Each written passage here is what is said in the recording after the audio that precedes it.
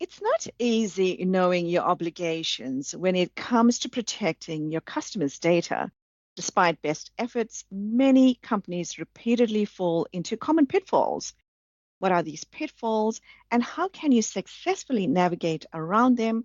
That's what we are going to talk about today. I'm Sohana Maharaj.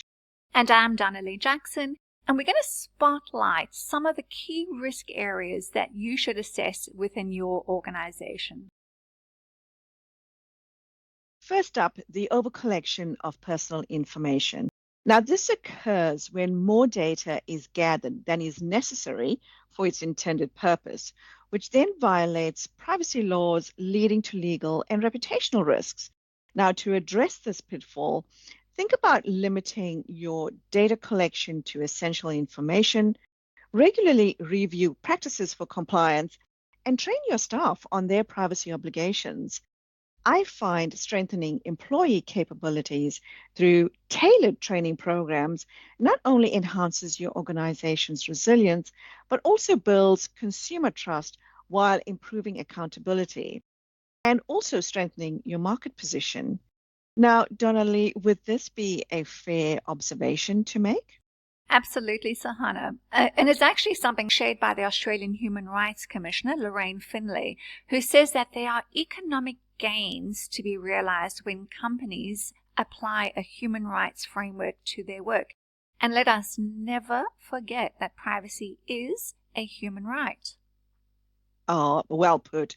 That's correct, Donnelly.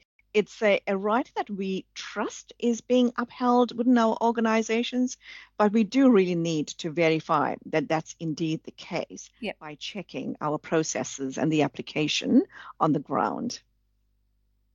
The next pitfall is the inadvertent sharing of personal information, which often occurs when employees aiming to provide excellent customer service unintentionally disclose data, leading to non-compliance and also possible harm to data subjects, as well as triggering mandatory reporting for the organization. Now, to prevent this, organizations should conduct something called a privacy impact assessment before introducing any new business solutions. Now, the privacy impact assessment, or a PIA, will help the organization to identify risks and implement safeguards. PIAs, I find, are really invaluable for equipping cross-functional teams to anticipate privacy risks and support secure by design initiatives. So, Donnelly, what's your views and experience on using privacy impact assessments? Yeah, well, I actually emphasize to my clients all the time, PIAs are an accountability tool. Why? Because they demonstrate that privacy harms are being considered as part of a wider privacy by design framework. Absolutely, that's right. I find that PIAs promote a culture of privacy governance and accountability by encouraging this privacy first mindset, which is highly relevant to our next focus area on supply chains. Yep. Risk number 3, it's what I see often. It's poor or no vendor governance. Remember that it's your organization's responsibility to mitigate any privacy risks that are associated when you outsource any of your personal information handling practices to your suppliers. Your vendor contracts must include defined responsibilities and requirements for what to do in the event of a data breach. Also, these contracts need to address data retention obligations, basically how personal information is managed after the outsourced service ceases. Equally important, don't adopt what I call the slopey-shouldered approach to vendor management. So remember that vendor governance extends throughout the lifetime of a contract. Your obligations do not end after a contract is executed. Sohana, do you agree with this assessment?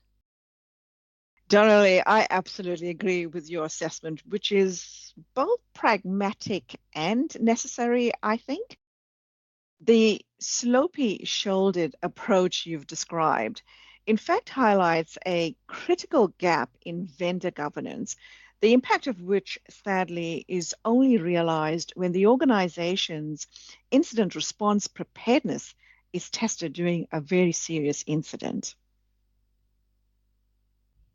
And finally, pitfall number 4, it refers to the over-retention of personal information. Now, what we've seen from recent data breaches is the risk of retaining personal information for longer than is necessary.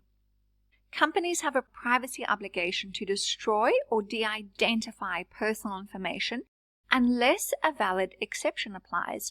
Remember that the more personal information your organization holds, the greater the possible scale and complexity of a data breach. So, what can you do to avoid this pitfall? Well, regularly review whether you still need to keep the personal information that you currently hold. Next, create a data retention policy. And finally, make sure that you've got controls to ensure that that data retention policy that you've implemented is actually being followed. Sohana, what have you seen work well in this space?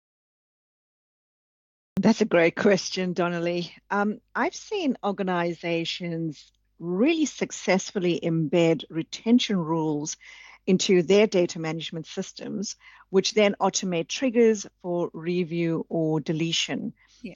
I've also had the pleasure of working with organizations committed to a privacy by design approach, which then limits data collection to what is really necessary for the organization. So ultimately, organizations that treat data retention as a dynamic process will minimize risks and maintain regulatory compliance.